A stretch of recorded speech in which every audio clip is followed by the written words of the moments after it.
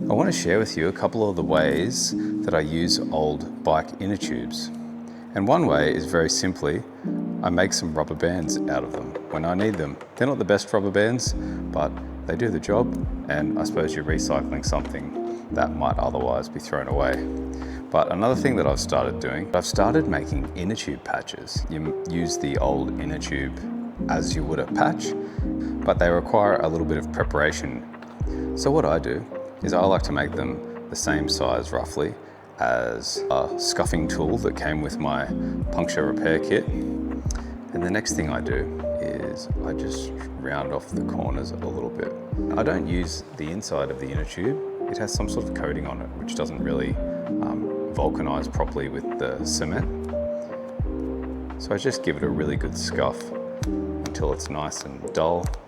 So with the actual repair, normally I'd put this under some water to try and figure out where the hole is, but this one is so obvious that I don't need to do anything.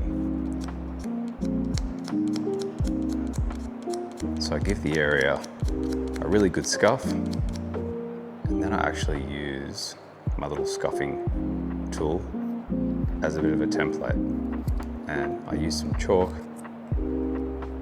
and I go around the edges so that once I've got cement over this, I know exactly where to put my patch. I bought a case of rubber cement for $12, and I think the cheapest inner tubes I've seen are sort of 2 for $10. That's probably enough rubber vulcanizing glue to last me for the rest of my life, and I do the same with my patch. Now, the amount of time that the rubber vulcanizing solution takes to go off varies, but as a rule of thumb, I like to set a 10-minute timer. So my timer's just gone off. So I put my patch on and I put it in a place where I can chuck a bit of weight on it.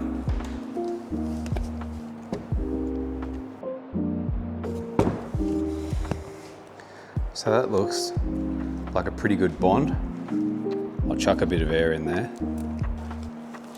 and I put it in the fish bond, and there's no bubbles coming out of it. So the fix has been effective, and obviously if you don't have a fish bond to chuck it in, a normal bucket will suffice.